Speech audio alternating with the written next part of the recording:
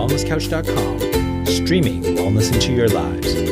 You're listening to A Quirky Journey, the healthy family podcast with your hosts Joe Witten and Fuad Kassab.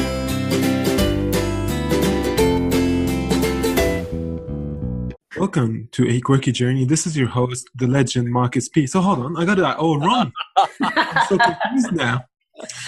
I'm your host, Fuad Kassab. With me is my co-host, Joe Witten, and with us is the man who really compliments the two of us, Marcus. He's come back. It is so confusing. How's it going, Marcus? Oh, we need to take you back to counting school, Mr. Kassab. It is a joy to be with you again. It's Monday morning, so... Yes.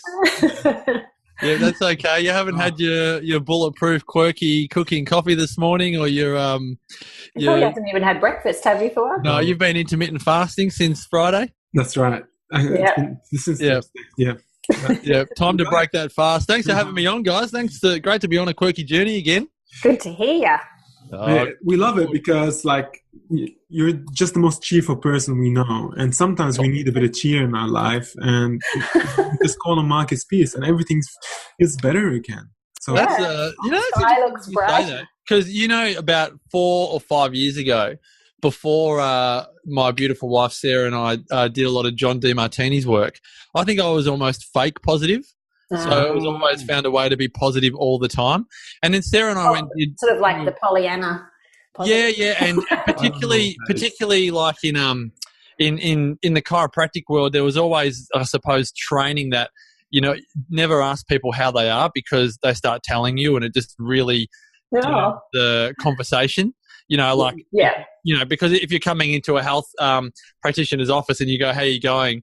You can imagine a lot of people like, oh, I've got whether it's a bad back or a sore neck or my guts are stuffed or I'm feeling down, and it was just, it would just be a real down time. And then, so I would always, try and turn it around, and oh gosh, tell you what, that was just tiresome. And then we did a lot of that work, and then a few of Sarah's patients were like, yeah, we could always tell when you were lying through your teeth. And I was like, in a good way, in a really good way. What were you doing at the clinic there? I was more like the business manager, particularly when we had kids. I just said to Sarah, I said, babe, you just come in and work your magic with your patients, and I'll look after all of the money and the appointments and the organisation of the business. So that's handy. She was breastfeeding around the clock, and it was so timed to the minute. It was a little bit stressful, but I am now genuinely chuffed that you call me cheerful, because I would like to think I'm more congruent with my moods than I've ever been. And if I'm unhappy, I'm happy to let people know that I'm under the pump. So how did the John DeMartini stuff? I don't know anything about him. Well, I was more just honouring that there's two sides to the coin. No one is ever happy all the time. There's always tails to a heads.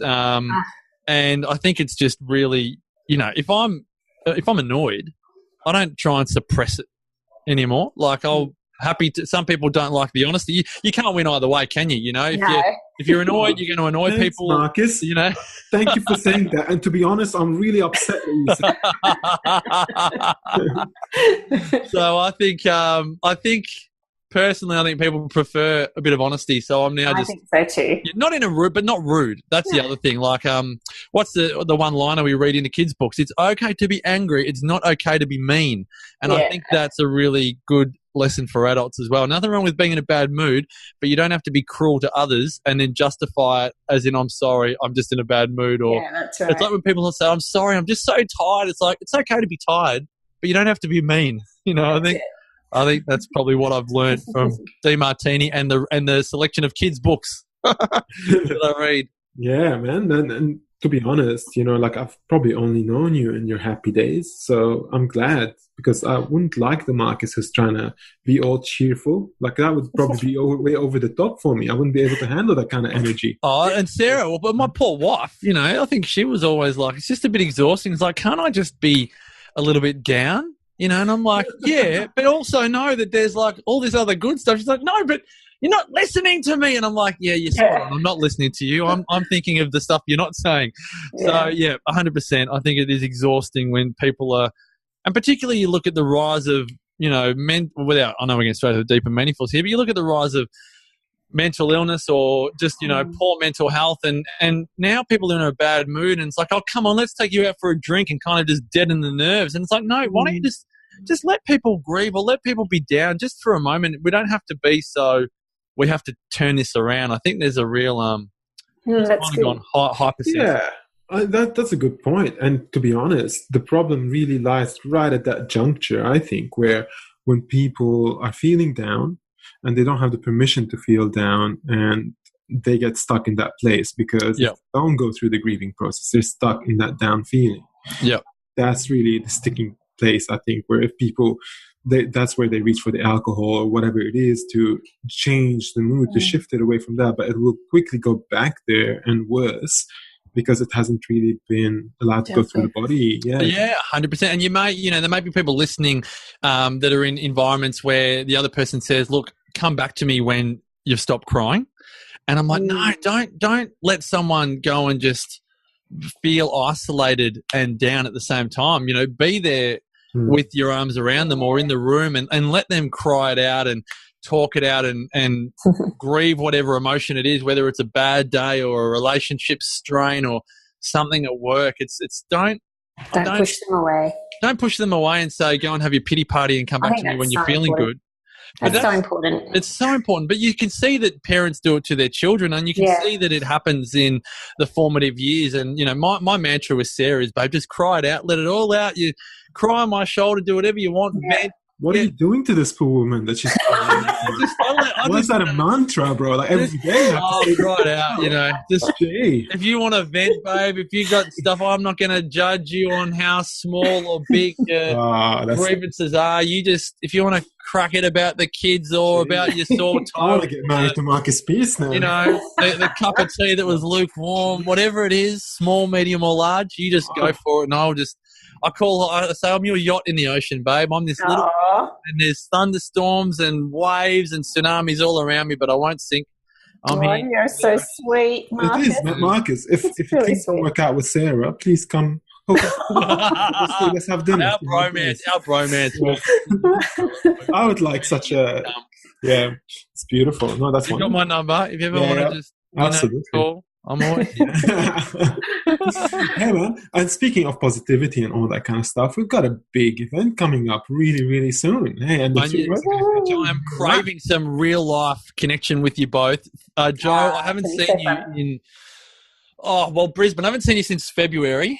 And so it'll be 6 months, essentially to the day. February 24, I saw you last, and I'll be seeing you on August 24. So 6 months to the day. Yeah. And Fu, I saw you in June. So I've been fortunate enough to see Fu a couple of months back. But again, can't wait to give you both a big kiss and a hug and to connect with our wellness tribe. 600, 700, 800 people in Melbourne in a couple of weeks' time. It's very exciting. And a really big thank you for throwing me right at the end of the summit once again to close.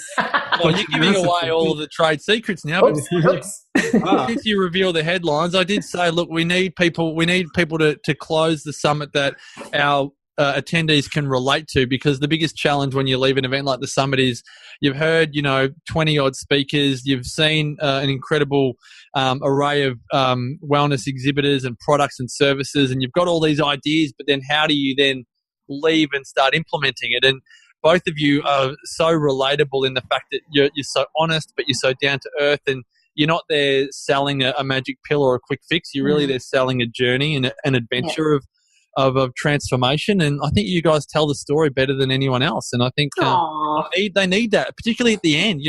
If we tell your story at the beginning, people are like, oh, that's great. But come the end of it, if it's all facts and do this and do that, people go, oh, I'm so that's the entire summit. The summit is definitely a mix of people who are telling the practical stuff and people telling the deep and meaningful and things, the inspiration, the science, the inspiration. So, who's coming? Who's going to be there?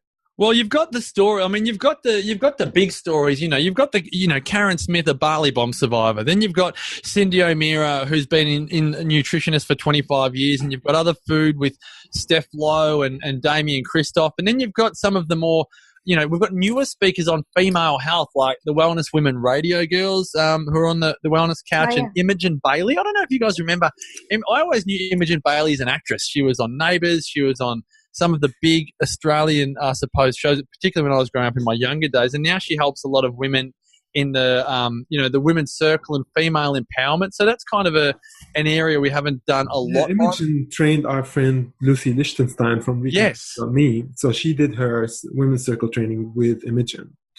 Yeah, so I think that deeper level, I mean, Imogen does a lot of work with beginning of life and end of life, which I think is a fascinating conversation because it's something we all have in common, birth and death, but not something we touch on a lot at the summit. And then, Kim Morrison, obviously, with self-care and self-love, she's just about to release her new book, The Art of Self-Love, but that more than ever is an important topic. And then Brett Hill he's really good at sharing his rock bottom story, and I think that's a really important just that awareness that a lot of people hit rock bottom. It could be in any area of life, and having the courage to own up to that, I think, is wonderful. I kind of tend to work on how do you fit in all of these wonderful things that we all want to do, and then how do you know when to cross some certain things off the list? Mm-hmm. That's a good discussion. Green juices. I used to have a green juice every day. Now I think I'd be lucky to have a green juice once a month. Same. I used to meditate every day. Now I'd be lucky to meditate once a month. I don't miss it. It's not something I'm craving, but I think it's how do you know when to cross a healthy habit off your list and because you're already doing 97 other yes, exactly. healthy habits. We kind of talked about a lot of this on our last podcast, didn't we, Fu? Yeah, absolutely. And it ties in with what we'll be talking about as well. And I think Damo really wants to talk about diversity. Like in these days now in the health and wellness world, whether you like it or not, there's now a lot of judgment. So some people are like, oh, CrossFit is the best way to exercise. And others are like, no, yoga is. And others are like, intermittent fasting is the best diet. And others are like, no, paleo is or vegan is. And so now there's like I don't want to say an ego construct, but now there's almost like a competition. And it's really, our kind of premise is it's not meant to be that way. Yeah, it's meant to be a community of diverse views and likes and loves and dedications. And that's what I'm loving about the growth of the Wellness Couch is that we used to be 2 or 3 podcasts, and now I think we're 25 or so on all these different topics, but not on a level of competition, more on a level of community and bringing people together. And always use you up for a chat, girls. Karen Smith, a vegan, Kim Morrison doesn't eat red meat, and then Cindy O'Meara, a full-blown carnivore that just loves getting stuck into a steak. And, they're not there wronging each other. They're there actually in a beautifully diverse, community of friendship. And I think that's what we really aim to provide at the event. That's why we love catching up with each other. I've got the delivery guy getting my iHerb supply. Oh, there you go. I'll keep talking. I was going to say, do you want me to tell you what I'm going to talk about? I would love to hear that, Jo. Well, it kind of ties in with of course it ties in because we're all on this same sort of journey, because I've been really thinking about the whole comparing yourself to everybody else and, oh, maybe I should be doing that. And I've got to change my diet to this or my lifestyle to that because this is what the latest expert says. And the confusion that creates and the feeling of inadequacy and always following everyone on social media and trying to figure out who you should be like. Yeah. Figuring out your own journey and not comparing yourself to everyone else. And that's something that I've been really working on, I guess, this last year with my health issues and, feeling like sometimes you just don't match up to all these people who seem to have it all together. Have it all. Well, you know what? I was on the phone to Cindy O'Meara the other day just talking about the summit and the things, and she said, have you heard of so-and-so? And I was like, no, I haven't. She said, what?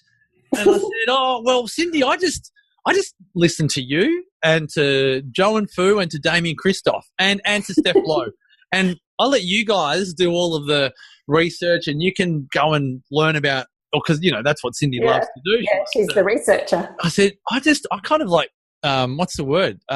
You let the people that love to do all of that. Yes. They do it. And then they filter all of the messages down and then they share it with their tribe. Simplify it. I did a podcast with Damien Christoph for 100 Not Out just yesterday, and it was about, we were looking at an article on what happens to the body when you go vegan. And it was quite a good article. I thought it would be all, rainbow and gold. Like when you go vegan, your body is just this immaculate, Yeah. It was actually the pros and the cons. And Damo was just sharing all of this information. I was like, isn't this wonderful that you can just have someone close to you that they're kind of like they're an asset, like, you know, and I feel like that's what the summit and hearing people like you speak is you can just get from that person what it is that they love. And like you said, Joe, if you love just focusing and having the courage to do what you love to do, then in many ways, even though it's a constant test, you don't have to follow what everyone else is doing because you know what works for you.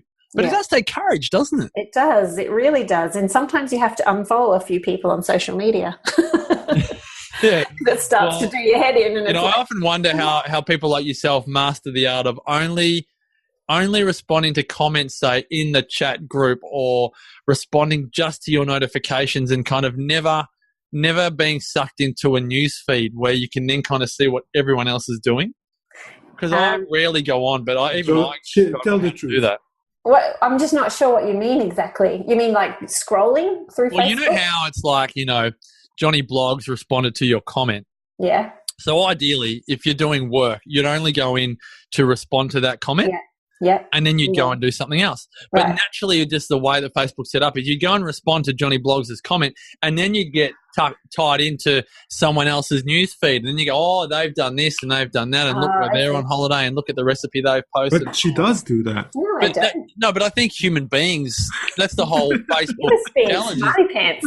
I unfollowed so many people on Facebook, not people that I don't like or anything. It's just so that I would have a really basic news feed. Yeah. And then if I want around 6 months ago, Marcus. Yeah. Yeah, Joe and I just set a limit of how many people we want to see on Facebook and and how it allows you to do your work. Like you're still friends with heaps of people, but if you want to see what they're doing, whatever, they can tag you or you can go in and have a look at their page or their feed. But generally I just like if someone, even with my notifications now, I just scroll through and have a look at what I think is important and then I click on that. And then when I have time, I'll spend time in my groups where I need to have some input. So we've got a chat group, a Quirky Cooking chat group, and we've got a GAPS group, and we've got a gut health program group, plus the normal page, the regular Quirky Cooking page. So you just can't be in there all the time. So maybe once a week I'll get in and answer a bunch of questions. But yeah, I've definitely pulled back a lot. I used to be on my phone answering stuff in all the groups and everything, like all through the day. But I can't do it anymore. It's consuming. Yeah. So 272,000 followers on Facebook. Oh my gosh, I don't know how you do it. So two things on this. Groups are great because they answer each other. Yeah, and they're self-fulfilling. We have to just reiterate that your message at the summit will be on owning the path that you're on and having the courage to own that path regardless of what everyone else is doing and not comparing yourself to everyone else and not feeling that you're inadequate because you have the ups and downs, because everybody does. Exactly. And I think that's just such an important message to share. And then on that, for all of the people listening to this, and I don't know if I'm breaking any rules here, but the group ticket offer, I don't know if you guys have still got it running, but the group ticket offer that you have is the best value ticket to the Wellness Summit available. So it's not a publicly available ticket. It's something that we've organised directly with the Quirky Tribe. So can people access that through the chat group? What's the way that people access that offer that you guys have for them? So if they go to the website, the Wellness Summit website, and they use the code. So what's the summit site again? thewellnesssummit.com. Yeah, thewellnesssummit.com. And then they use the code Quirky Group Booking. Is that right, Fawad? Yeah, that's the one. All one word, all lowercase, just Quirky Group Booking. Then that's the code to get the ticket for $127. $127. I think at the moment the cheapest, and the lowest ticket at the moment publicly available is $167. So that's the best price. We're hoping to have lots of quirkies there. There's lots of interested quirkies in the chat group saying, "Yay, can't wait to go." So there's a lot of quirkies coming along. So you could have your own annual conference there at the Summit, I reckon. Not a bad idea. Why not? Before the 25th, I'm going to be in Melbourne on the 23rd as well. I'm doing a dinner with my friend Joseph Aboud at Bar Saracen. So the details of that should be up by the time this podcast goes up. So check out the links in the show notes for how to book That Do would you want be to tell us what you're cooking? Well, Got the menu organised? Yeah, Joseph is actually he's such a cool chef. This guy. I love his food. He's had Rumi restaurant in Melbourne for like a decade or so now, and he came to Sydney once, and we met up when I just had the blog back then, and we traveled around Western Sydney, went to all the Lebanese shops and talked food for a couple of days, really, and we became really close friends. And then when I went to Melbourne to try his food, I was really blown away. Like, to me, it was probably the best Middle Eastern meal that I've ever had at his restaurant. It was just absolutely incredible. And the late Anthony Bourdain as well went to his restaurant. Really? Yeah, and wow. And he tweeted that it was the best meal he'd had in Melbourne. Oh, wow. How cool is that? So, like, he still gets all these Americans now going, "Hi, is this Rumi restaurant?" And then they were just coming, "I watch you guys on Bourdain's show." And that's so cool. So I don't know if that was a good American Yeah, it's pretty good. All right, so he did that, and then Rene Redzepi, the number one chef in the world, went to his restaurant. What? And then came back, I think, a day or two later with all his staff to try the food because he was just blown away by it. I didn't know that. Yeah. So, like, this guy's making incredible food, but he's really, like, I feel he's completely underappreciated for what he does. It's just a big, big talent, So I'm going to be joining him at his new restaurant. It's called Bar Saracen. It's in the CBD of Melbourne. And we're just going to improvise some beautiful dishes together. Some of the stuff that I've done at Chickpea and Baraka, and maybe a new dish or two for me, and then he's gonna have some of his dishes together, and we're just gonna, demonstrate the beauty of Middle Eastern food with all the spices and the charcoal and all that good stuff, and it's all gonna be gluten free as well. So. Save me a doggy bag because I don't get there till the next day. Yeah, no problem. And, I've got a similar dinner, but this one I'm doing on my own on the 6th of September in Katoomba, and I'm calling that Spice and Smoke.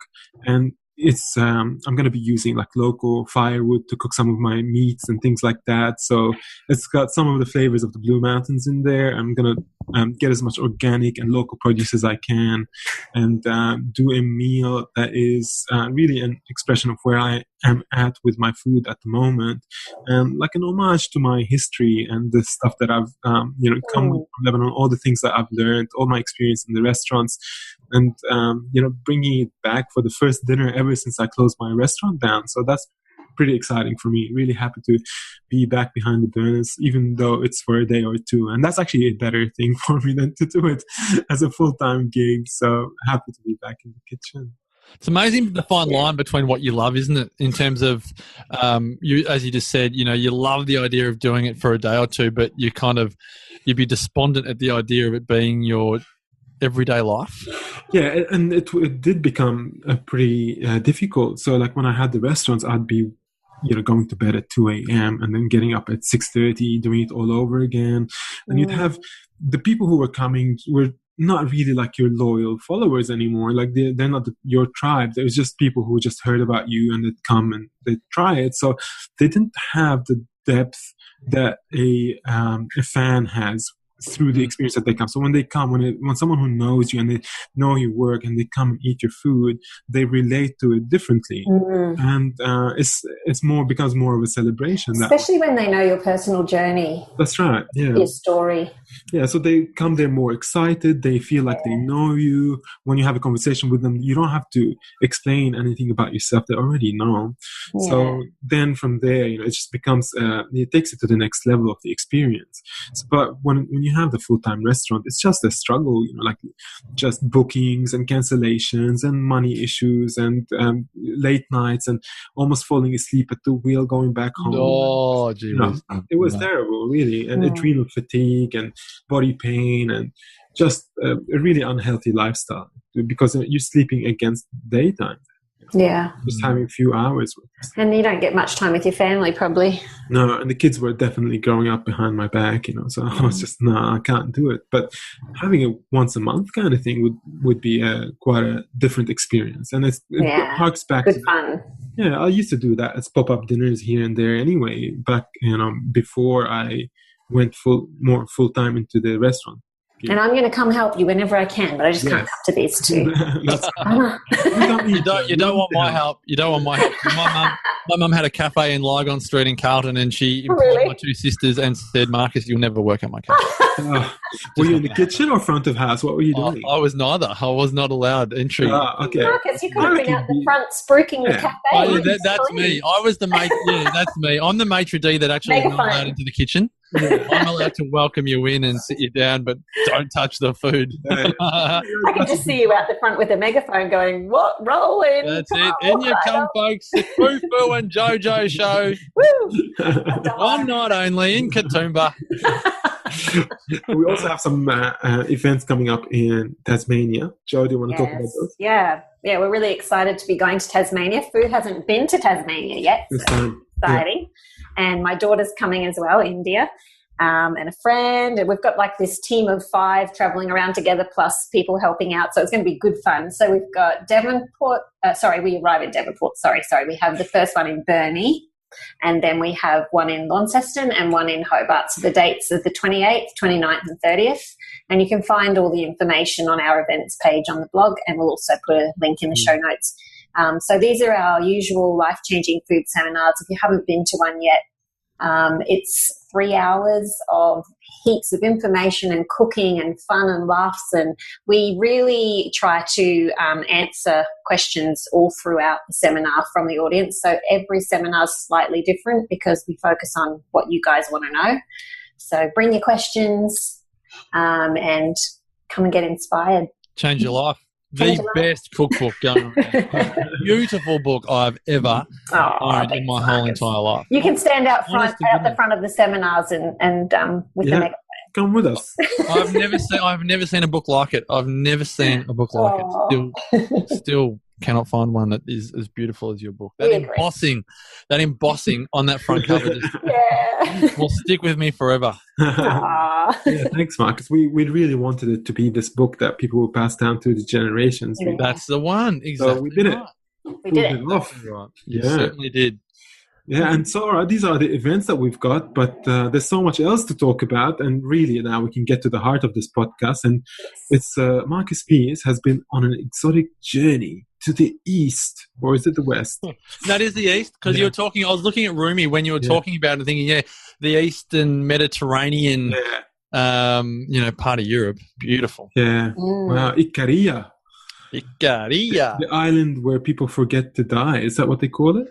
Yeah, I think the New York Times came up with it, and it's something that does stick with me. And it's obviously not 100% true. They do die eventually, but it is. They probably just forget about it. They just don't worry about it. They definitely don't worry about it. But it's interesting. Went back there for the second time, this year, and I really thought I've got this place nailed. Before I got there, I thought I know exactly. I know the island. I know the people. I know the culture. I know the food. And it really blew my mind because I realised after a couple of days that I know nothing. I know so little. Like it was there to teach me. Obviously, the participants and having their whole experience, and you're kind of balancing out. You're the host of the event with Damien Christoph. I had Sarah and the kids there because I wanted them to have the experience as well. And then that's great. Also, just then having your own experience and your own exposure. And I really was amazed at just how much it's a good reminder of when, particularly in health and wellness, you think you've got something nailed, and as soon as you do, you really shut yourself off from learning. Or that dose of complacency kind of opens up another opportunity to learn. But give me an example of what you're referring to. Well, I really thought when I left the first time that I'd really mastered the art of time, but in that I'd become less clock-based. I was not so worried about it's 4 o'clock and it's 3 o'clock. And because in the West, we are so clock-based. If someone's late 5 or 10 minutes for a meeting, then we either, bad on them. Yeah, totally. And there's some really, my mum particularly very thinking of my dad. Oh my gosh, she's like, if someone's late, they're showing that they don't respect your time because their 10 minutes is no more important than your 10 minutes, and it's like, don't get me wrong, she's correct. It's no one's time is more important than others. But in Ikaria, their attitude is just so much different. It's that they will carry on. It's like when they're expecting you to come over for dinner, if you get there at 7 or 7:30 or 8 o'clock, it's just not a thing. And I think that I thought that I had nailed that, but then I realized in my own responses over there that I definitely haven't. Like I was looking at the clock and I was counting things down, and particularly when they would say, you know, dinner will be at 7 or 7:30-ish, and I'm always telling people, look, everything in Ikaria is ish. If it's 7:30-ish, probably going to be 8 or 8:30 by the time that we're eating. But then we'd all be sitting down at the table, and I'm kind of looking over my shoulder going, when's the food coming out, and when's the wine coming out, and when's this? And I was thinking to myself, I haven't mastered this at all. Like I wasn't, because you were also looking out for everyone else. Yeah. But that's the interesting. Isn't that interesting though? Like it's the inner pleaser in me is worried about everyone else. Exactly. And everyone else couldn't give a stuff. Like no, they were having a great time, having a chat and talking. And I was struggling to be fully present in the moment because I was kind of thinking of everyone else's experience. And if I really had mastered the Ikarian way of just engaging in the moment, whatever that moment is, and just trusting that, of course, the food's going to come out at some point. It's not, we haven't been forgotten about. It's not like we're low on the priority list. I know that we're cared for and all of the rest of it. It was just my own challenge in embracing the moment. And again, I thought I had it nailed, and I hadn't. So that's just one example for you, Fufo. I'm conscious of our listeners' time. I don't want to railroad you too much, but that's definitely one that sticks out. That's what you're here for, to railroad us. Railroad away. And I think the other one, definitely movement. You know, like the feedback from participants was we moved a lot on that trip. Like there's a lot of sitting down and dining, and, you know, lunches are 2-hour-long experiences, and dinner is about the same. But in between, you are walking a lot. Or we spent a lot of time at the beach. That was a wonderful thing. We took a day off and just literally went to the beach and did nothing. But when I say did nothing, you're swimming or you're walking and you're active. And a lot of people were really quite, their feedback was, gee whiz, we were active. And I thought, well, this is normal for the Ikarians. Like, you know, when you go to the beach, it's not like just the tourists are there. You definitely see the locals there at the beach and swimming and walking and hiking. And I thought, and that's just a normal day for a lot of Ikarians. I mean, just to paint the picture, there's no public transport in Ikaria. Really? There's hardly any taxis. It's so hard to get a taxi there. And it's even harder to convince the taxi driver to take you somewhere. Like it's a very active, the mantra is, you know, why drive when you can walk? It's such an active lifestyle, but we're all going, gee whiz, it's active. So then it's like, that the onus is really on us to move more. My things are I'll always walk and talk when I'm on the phone. Right now I'm standing as we do this interview, but I'll always take phone calls and get out of the house and walk.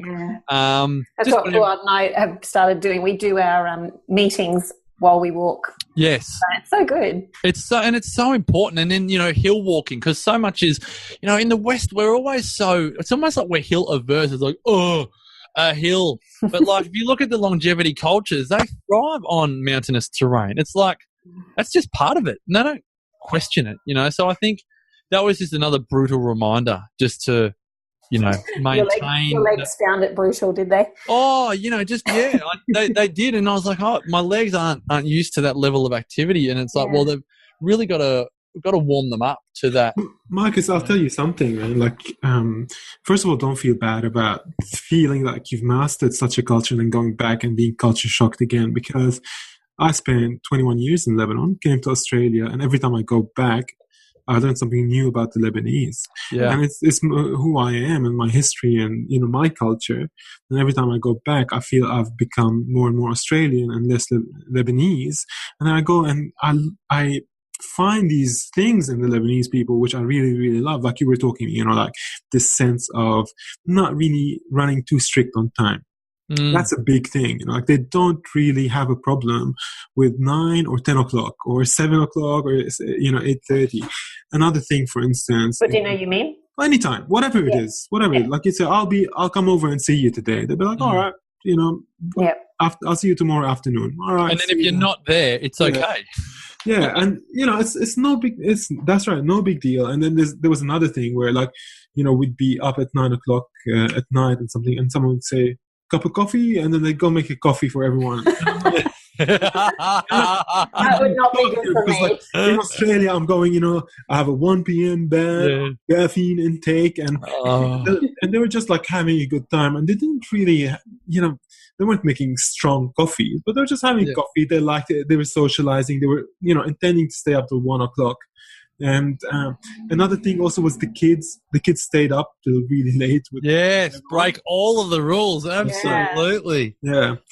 And that was cool because kids got to hang out with the adults as well and just to, partake in that cultural exchange. Yeah. Well, a little story for you. So Sarah and I get back from Europe and we're like, we just want to do more social activities. And we loved in France, you'd go out for a picnic and you'd have some cheese and you'd have some salami and tomatoes and cucumber, and you might even break the rules and have some bread. And you also might have a bottle of wine that they decork for you at the little deli. And you just take a couple of plastic cups and you just sip away. And it was all, but even in Ikaria, I mean, you'd have lunch and there'd be wine at lunch, and it's no worries. And then Sarah did this, she did a surprise birthday for me on Saturday, which I was in the thick of organising wellness. Saturday. Oh, thank you. Well, so I'm in the thick of doing all this. You happy birthday on my phone. Do it. You can sing it a little bit later, but I was like, I'm in my home office. I'm disheveled. I've got a 5-day growth. I haven't had a haircut in 2 months. I'm like in my cave preparing for the wellness summit. And then Sarah says, the kids want to go down to Brunswick Heads just for an hour and play in the playground.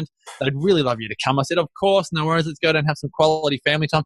I get down there and there's all these random friends like Bronnie Ware, Sam Gowing, Guy Lawrence, and then some of Sarah's family, and then some of the school parents that I never see that I'm always craving to see. And we're at this surprise party, and then Sarah's got a bottle of wine. And she's got a couple of like disposable cups, and she's like, babe, we said we want to do this social stuff when we come home, so here's a wine. And I said to people, does anyone want just a little glass of wine? And like, oh, do you know? Oh, gee whiz, I don't know. And then I've got a French friend who was there, and I said, Johan, do you want just a little sip of red with me? And he said, oh, let's do it. And Sarah was saying that night, she said, I felt a little bit weird. I was at the playground and I had Tommy, who's 2, and he's running around, and I've got this little like plastic or like this paper cup of red wine, which in France was no problem, and in Ikaria was just normal. And she said, I'm in Brunswick Heads, and I was feeling a little bit weird overlooking my boy, like sipping on a red wine, and I may have looked like a bit of a dodgy mum. And then, and then it got me thinking, it's like, you get a bit torn between, well, what's normal or well and truly socially accepted in one country is almost frowned upon in another. And then it's kind of like the challenge and the opportunity of living in such a global village is like we can really live any culture we want to.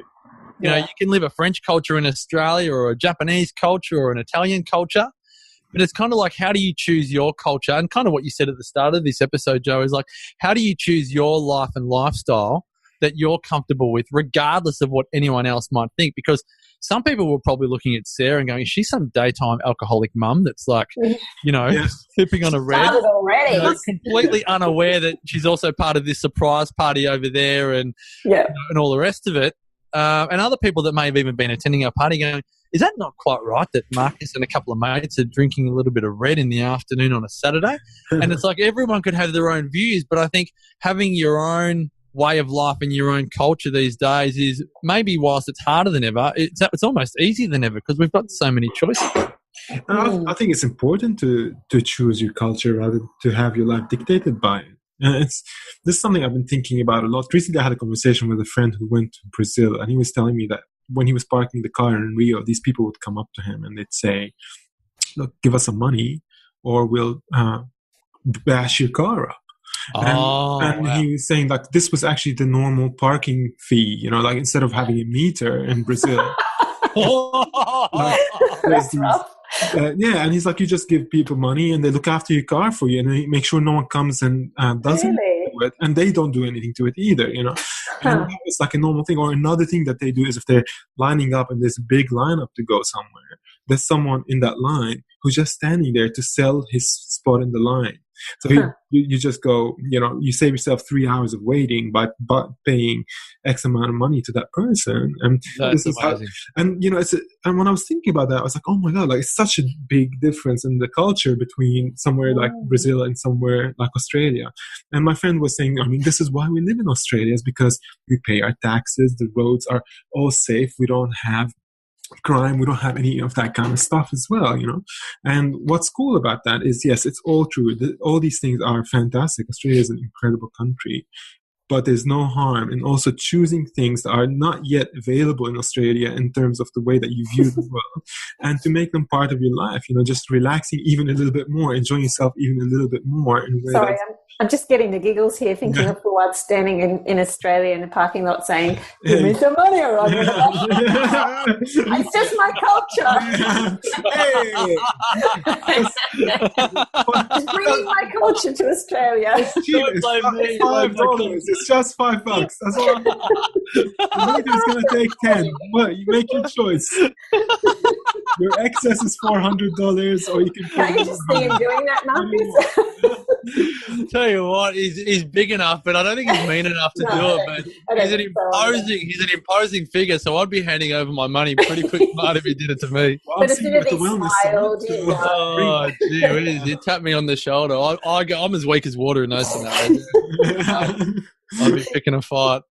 Well, yeah. Sorry to interrupt. Go ahead, Fuad.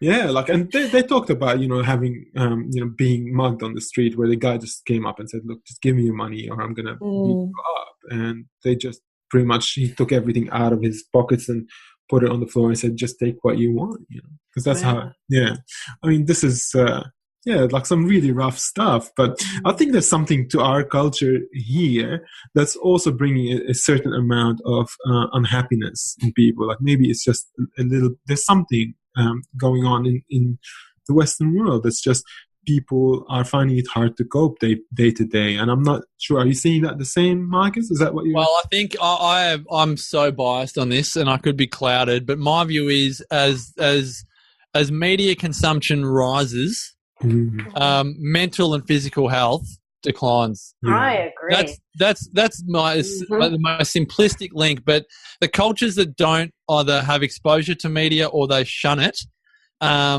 seem to have the best mental and physical health. Yeah. And the ones that seem to have a high exposure and high access to media, and then I almost want to draw a link, but I also want to say processed food and processed media. They just go hand, just junk. You know, the Ikarians, they're fiercely independent. You know, they've got, I just laugh. There's this beautiful couple, Yanni and Joanna. We go to their house and we visit them. And this year we gave up and we gave them a couple of gifts. We gave Yanni a hat made from kangaroo skin, because he's got a goat bag made from a goat, what do you call a goat carcass, but it's, you know, got the goat skin, goat skin. Mm-hmm. And that's his backpack essentially for putting all of his produce and harvesting in. And so this year took him over a hat made from kangaroo and gave Joanna an Aboriginal art apron, which she absolutely loved. And we gave them a boomerang to put on their mantelpiece. But in their kitchen is the biggest, oldest TV that I don't think they even know how to turn on. You know, those old hi-fis, like that literally are at your desk. Yeah. And I don't even think it works. And then they've got like a fan, which is so small, and it's stinking hot in the house. Do they have like doilies on the TV, like some kind of it's fabric that they put on there, like an ornamental fabric? And I think, they've got this little kitchen table with like this plastic kitchen cloth. Yes. I think I've seen photos of that. Yeah. You know, and it's this tiny little home, and we pile like 20, 25 people in there. And I think, you know, they've got no clue of comparing to others and the outside world. And, you know, the only food they buy is flour and coffee. The rest, they just live off their own land. Wow. And it's like but you know what I mean? They're just so independent. And I think when we're so dependent on the approval of others, or that, you know, we want to be like others, whether it's the movies we watch or the social media or the magazines, and then if you look at the links between, you know, mental health and gluten consumption and poor gut health and that whole gut-brain connection, it's disturbing how simple the connection is and how obvious it is, but how much we still continue to buy into it. Well, that's the thing. Like they call it TV programming, doesn't it? And it's programming. Yes. Oh, it's true. Like it's in the word, and the what's the culture trying to tell us about how we should be living our lives? What are we? Who are the people that we look up to these days? The Kardashians are the most famous people on the planet. Like what kind of culture are we living in at the moment? Crazy. And this is, definitely going to create a lot of discontent in human beings because no one's going to be able to live like that. Anyone who wants to. Oh, but it's also like just even the term influencer. Now, I know we all know influencers, and whether we like it or not, we are to a certain degree influencers ourselves. But I think it's almost, I would love it if we just deleted the whole word, and it just became mentors. Because if you had the word mentor, then you probably delete 99% of influencers from the population, because I know people, sadly, that they will cook something or they will make something from someone that says, eat this or buy this or do this because I'm doing it. But they've got no idea whether it's good for them as an individual, but they'll do it just because someone else does. Yeah. But that's different to buying a recipe book and being inspired by a certain recipe, Like if I want to cook is it saffron and lemon chicken? Right? Okay, so I see that because I respect you, and I would love to have Fuad in my kitchen, like as a mentor. Do you know what I mean? But if it's as an influencer, it's so different because when I think of influencer, I feel like Fuad has to have a 6-pack, wearing some type of G-string with this fake tan, and he's got to be like picture perfect, and he's got to be. You think of the image, right? That's a scary photo. I know. Yeah. Think of the image. And Joe's got to have like big boobs in a bikini. Got to have like blonde dyed hair, and she's got to be lying by a pool, going like, "How good is my life?" Yeah. And then I'll buy your food and eat your. But it's like you've got to be wearing all the latest styles, and you've got to have the best of everything. Yep. I want mentors. I don't want influencers. Yeah, exactly. Sadly, for the millennials, that they're like addicted to influencers, but they think they've got mentors, but they're not mentors. What are they learning? And it's like, who do you want? Do you want to be influenced or do you want to be mentored? And I'm like, surely at a soul level, we all want to be mentored, and we don't want people go, oh no, there's positive influences and negative influences. I think mentors give you the good and bad. They show you the hard work behind the scenes, but then they also show you the rewards of the hard work. Yeah. But influencers in today's world, they're only showing you one side of the coin because they don't get paid to show you the other side of the coin. Exactly. And they don't get paid to show you. And that's something Fuad and I have talked a lot about lately also, really showing the real in our lives, like when we're not well and when we're struggling with our health and we're working through things with our kids or whatever, we mention that because it's, like you say, it's mentoring. It's people need to know that there is hope for healing and for, getting well, but there will be ups and downs. Yeah, what shapes the journey takes, really.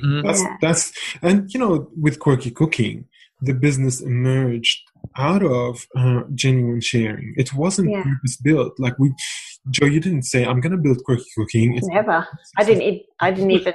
Joe didn't know what she was doing. She was just sharing recipes going, can everyone stop asking me about these recipes over and over? Here you go. They're on this thing called Facebook, I think it is. Is it Facebook? Headbook?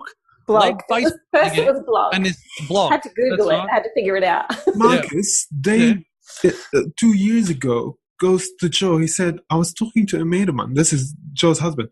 I was talking to a mate of mine in the hospital about what you do. And he said to me, it would be probably very useful for your wife to get a Facebook page going. So Dave's saying to me, I think ask your wife if she's heard of Facebook before. I hear it's a big deal.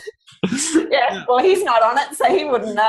This is the beauty, this is how organic it is in the household, I was like, well, what do you think I've been doing all this time? Like, no, you're always talking to someone. I love it. It's hilarious, but you kind of like it that way, don't you? That's kind of the beautiful thing. Yeah, it's pretty funny.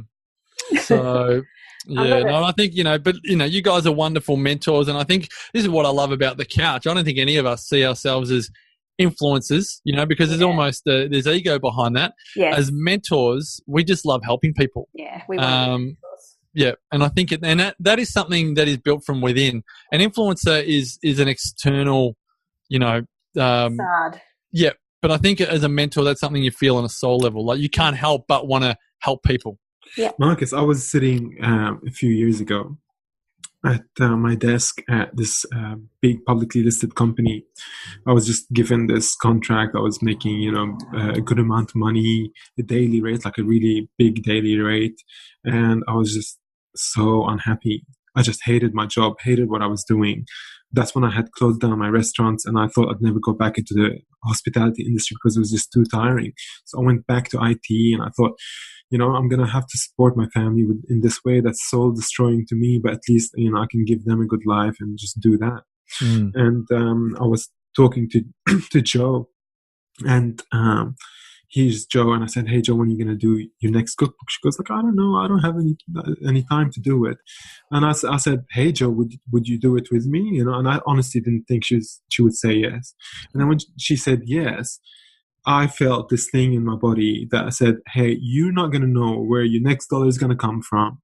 You're not gonna know what future you're stepping into, what you're gonna do in this, but you know fully that this is what you have to do because, like around I think 2 days before that, I heard that I was told that the biggest customer for the company I was working for was Monsanto, and I just couldn't, it just killed me to know that my energy was going to a business that is in a way servicing Monsanto down the line from what I was doing. And so I was about to, call it quits anyway. And this thing with Joe came, and I just felt like an overall yes to all the unknowns and all the uncertainties about this. Did not think what my life would look like. I didn't know what kind of work I'd be doing with her going forward or anything like that. And it was just knowing that the things... It was very unplanned, wasn't it? Yeah, completely. But the things that, I had learned for myself and all these adversities that I've come across needed to have a place to express themselves. And he was Joe, offering such a huge opportunity for me. And that's where the business came from, where I joined the business. It wasn't about creating a successfully financial future. I already had that. But what I needed to do was to find somebody who was sharing their soul's message. And here was Joe doing that, and she gave me the space to do it myself. And this is what we continue to do now. It's not about being an influencer. It's about reaching out to people and saying, "Hey, man, we know what you're going through. We've gone through it. We're still going through it now. We're recovering from it at the moment too." And, if you're feeling down, it's your right to feel down. If you're feeling anxious, this is the result of the culture that we're living in. And there's so much that you can do, but at least in the beginning, know that there is hope and that there's other people out there who have walked this path and they've survived it. And they're here to tell you that you can survive it too.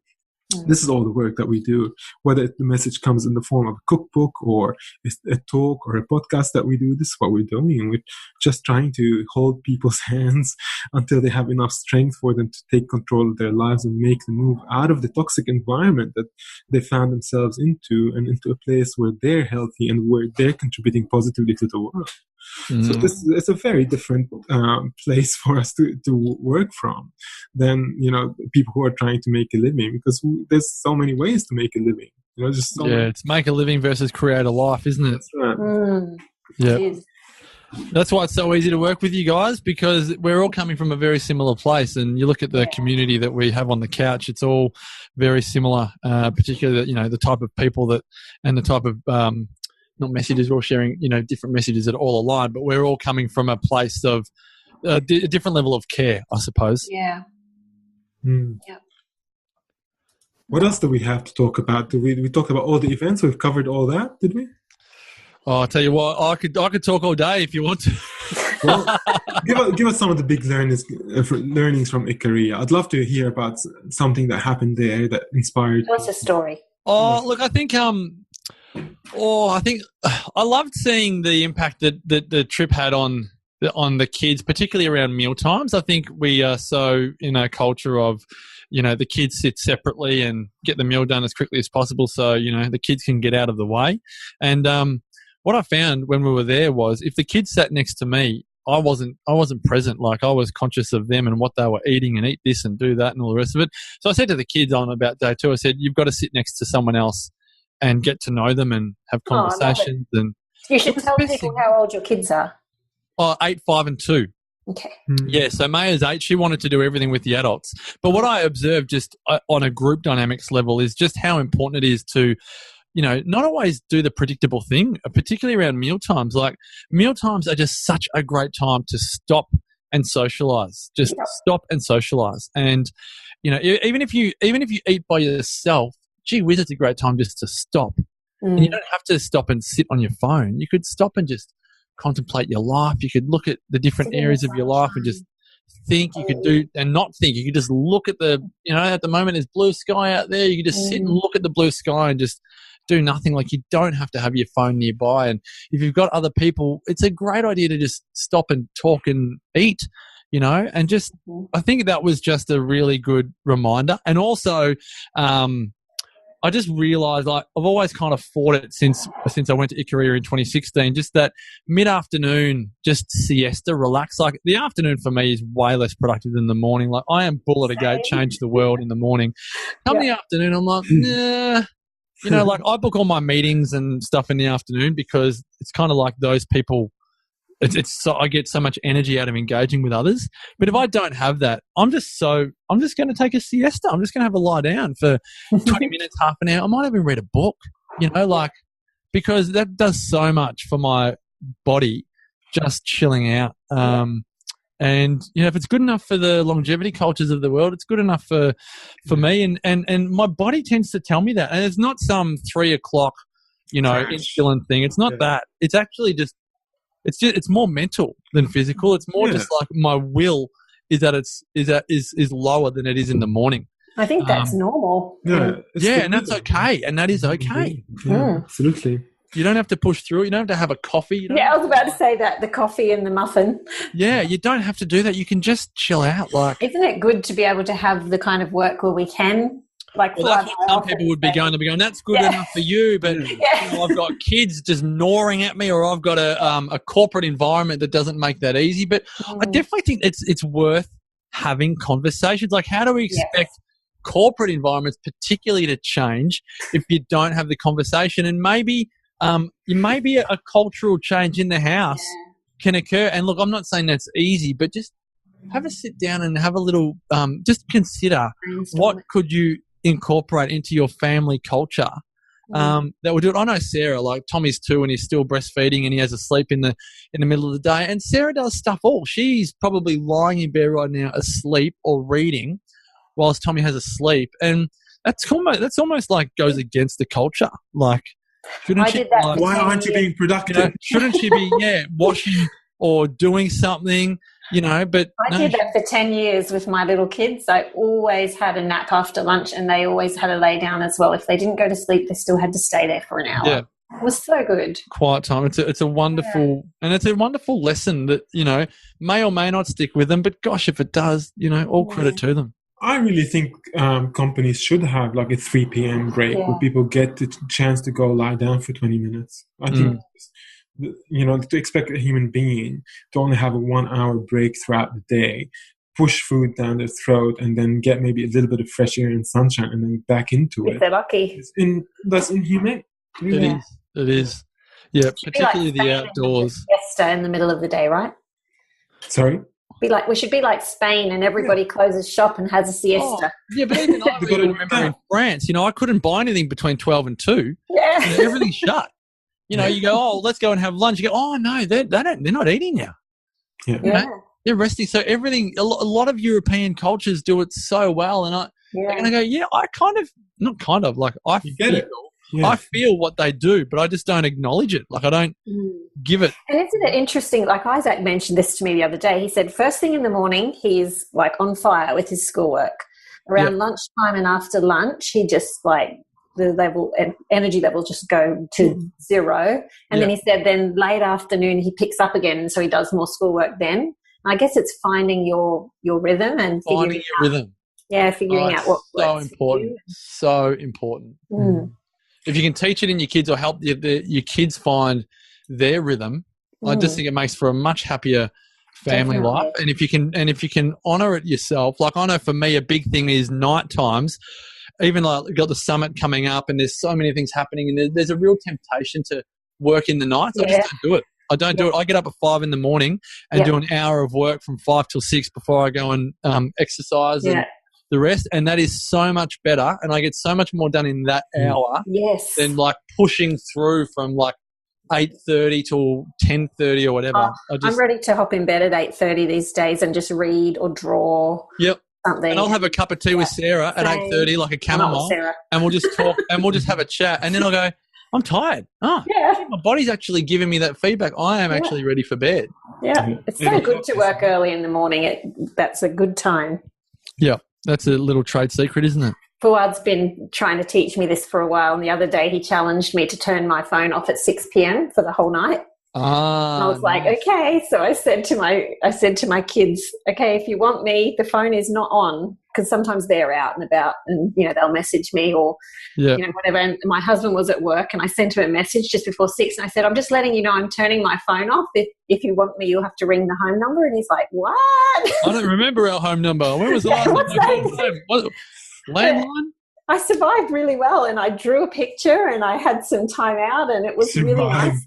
And the world survived. The world was. It felt like this weight was off my shoulders because I didn't have to answer messages, And even though I don't do a lot of work at night anyway, I usually don't. Just not having to look at messages was very freeing. The light from the device. And what's this thing in our hand that we're always looking at? Yeah, that's tied to it. You really think about it. And I went to sleep straight away and slept well too. There we go. So I'm working on doing that more often. My flute lesson is in 10 minutes. Oh. I have to start warming my fingers up. Are you going to play us Happy Birthday for Marcus? I don't know if I know how to do it. Yes. Come on, give them a little sample of your flute playing. Come on. Go on. Guys, you can switch off right now if you like. No, now they're all actually tuning in. This is the time when everyone starts tuning in. I picked up this instrument 2 months ago, and I'm really... What type of flute is it? Is it a traditional flute, or is it some type of... Yeah, Indian. Indian. So, okay. It's called the bansuri. I saw this girl play it on YouTube around 9 weeks ago, and she was sitting there so peacefully, and she was playing the most sweetest little tune. I thought, hey, I want to do that. I want to learn this instrument, and I got it, and I started playing, and I eventually got a teacher who's now we're doing the 6th lesson today, and pretty excited. He's from a long lineage of Indian flute, his family's been playing the flute for generations, so he's got it passed down to him through the family, and I'm the recipient of that teaching now, which is really cool. But very cool. Well done. Well, let's see how very good at it. No, don't build people's expectations. But let's see. Okay, it's terrible.